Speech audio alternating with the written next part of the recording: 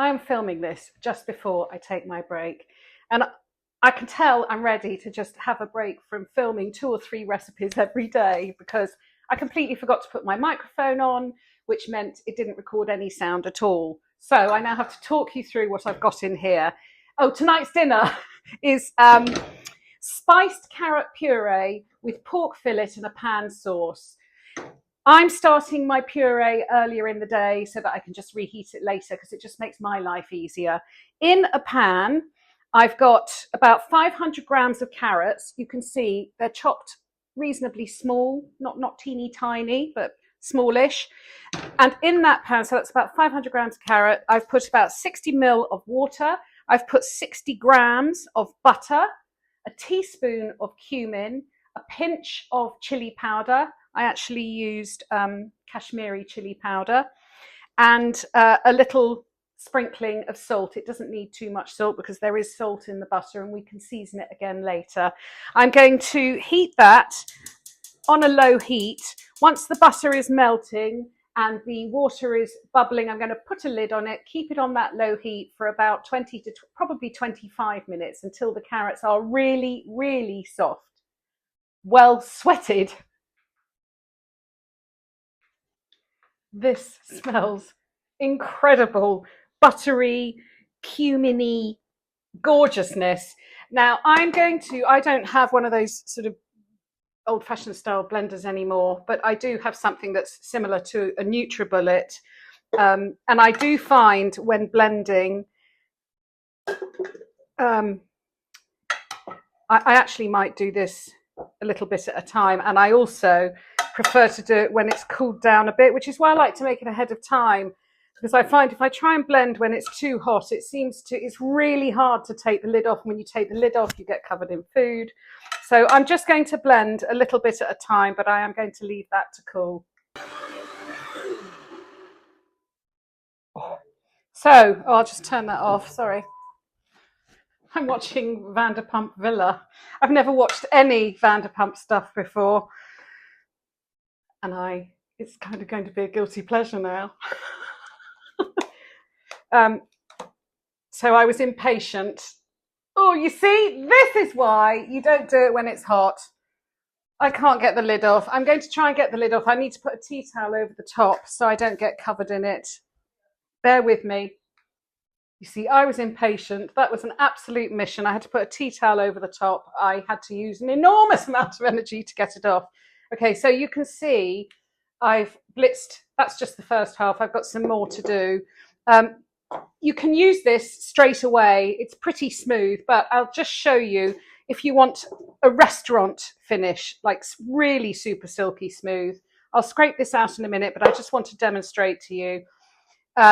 Into a clean saucepan, which is what we'll reheat it in, you just run it through a fine sieve, and what you end up with is just the most unbelievable silky what's it called? Puree. Okay, so I'm going to carry on. I'm going to scrape this out. I'm going to let that cool a bit, blitz all of that up, and then we'll be ready to go on with the next bit. And then you can set it aside and reheat it when you're ready to cook. The next thing you can make ahead of time, I don't think I mentioned it before, is I'm going to just put a little crumb on top of the pork when it's cooked. You want some panko breadcrumbs. The herbs that I've got some fresh parsley, always just the leaves picked, some thyme, and then I've got some fresh oregano. I don't expect everybody to have that or get hold of it. It is optional. You want to finely chop all of these and gently melt the butter in a pan. It's funny, if you get to this part of the film, and I'm just now talking to the camera, one of the hardest things that I've found doing these films is giving measurements, because I have always been a throw it in the pan person. Obviously it's different with baking, and probably that's why I don't enjoy baking. It has to be too precise. I mean, when I did the supper club, I had to produce amazing desserts, and I did it. And I did love it, and I was thrilled with the results, but I don't particularly like eating sweet things, so this is my food. Make sure you really finely chop the herbs. Just to give you a measurement then, as I've promised, the butter is about 15 grams of butter or a tablespoon. And I'm looking at this. The herbs are about a tablespoon and a half. Melt the butter, get it to just gently bubbling but not browning. Butter is bubbling. You may be able to hear it. I'm going to put in a handful. So that's probably, I don't know, 3 tablespoons and a bit more. The nice thing with this, maybe a little bit more, is this crumb will, you can use it on other things. You can sprinkle it on pasta. I'm just going to put that back on the heat. Watch it like a hawk.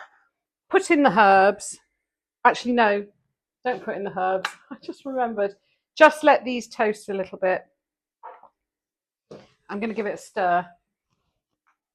This has been on for about a minute. All of the breadcrumbs are coated in butter. I'm now going to add the herbs and give it a stir, and then watch it like a hawk. And as soon as it starts to toast, take it off the heat. It's just starting to get toasted edges. The pan will retain the heat, so I'm just going to leave it to one side, away from the heat, to cool until I need it. Maybe when it first comes off the heat, stir it every so often. It's going to be perfect. I know it's probably too much information, but I don't know any other way to teach you than to show you everything that I'm experiencing. I feel that this is not going to be a quick film. I'm now getting ready for the last part of the cook, which is simply to cook the pork. You want to preheat the oven to 220 degrees. I have cut the pork fillet in half. I am going to season it generously with salt on both sides, and I'm going to leave it for 15 minutes before I cook it. The other ingredients that we're going to need is, you can, before it goes in the oven, we sprinkle on a spice mix or a marinade mix, whatever you've got. I've got my New Mexico spice rub, which has got coriander, cumin, chili, and I will be spreading that on. I am also, before I cook the pork, going to cover it with schmaltz. You can use any, which is chicken fat. You could use duck fat, you could use vegetable oil, but the oil would go on the meat, not in the pan. For the pan sauce, I've got some red wine, some chicken stock, and I've got cold butter in the fridge. I did get pulled up on the fact that the last time I coated some steak with my schmaltz, I double dipped, and I put my hands up to that because I don't want to contaminate. So I have put some schmaltz in a little bowl, and I am just going to coat the pork all over before I pan fry it. And schmaltz, if you haven't watched any of my other films, I urge you to go and look for it, is chicken fat that I drain off when I roast a chicken, and I keep it all and I use it for cooking. Ready to go. Heat the pan. As I've said before, don't put pepper on anything that you're going to cook on a high heat because it will burn. Pan is smoking hot. Pork is going in. I'm going to brown it on all sides. You can see how nicely brown it is. And this is where I'm going to sprinkle my rub, whatever rub you've got. And I'm now going to put this in the oven for 10 minutes. 10 minutes is up. I just checked the internal temperature of my pork, and this one is 66 degrees. You want 63 degrees. The other one was 60 degrees. So I'm leaving it in the oven for a couple more minutes. This is important for me to share because you want your pork to be perfect. The pork is done. I'm going to cover it up with some foil, set it to one side, and we're going to start the pan sauce. Be careful because the pan is very hot. So I'm going to put it on quite a high light, and I'm going to splash in, that's probably half a cup, I don't know what that is in mil. I'm thinking of a glass of wine. It's half a glass of wine. on a high heat and use a wooden spoon to release all of the bits that are stuck on the bottom and reduce this at least by half. While the pork is resting, reheat your carrot puree on a low light. This is now reduced by at least half, and I'm going to put in about 100 ml of chicken stock. Use whatever stock you've got. I always have a batch of homemade chicken stock. That sounds a little bit pretentious, but sorry. Bubble it and reduce that again by half. Okay, meanwhile, you can cube about 50 to 100 grams. It depends what you're doing, but I have cubed up some cold butter. Now, it always has to be cold butter that goes into a pan sauce, and there is some science behind this, and I know the science. Cold butter will make it into a really silky emulsion, because because the butter fat melts slower when it's colder, and we'll do it off the heat. If you were to use kind of very warm melted butter, you would get a horrible greasy layer on it. So that's why you always put chilled butter into a sauce when you finish it off the heat. Just before the end of the bubbling time of the sauce, I am going to add the meat juices from the pork that is resting. You can see this now. That is all of that wine, all of that stock reduced. And I'm now going to put in these very cold bits of butter. I'm just going to do a few little pieces at a time. I'm going to get a whisk, because this is what makes the sauce. It's the emulsion. And I'm getting it all over my shirt. So you just have to take your time now. I'll just show you. I'm whisking, making a noise, and I'm whisking, and it is becoming a lovely silky sauce. It's not separating. I only put in as much butter as I needed.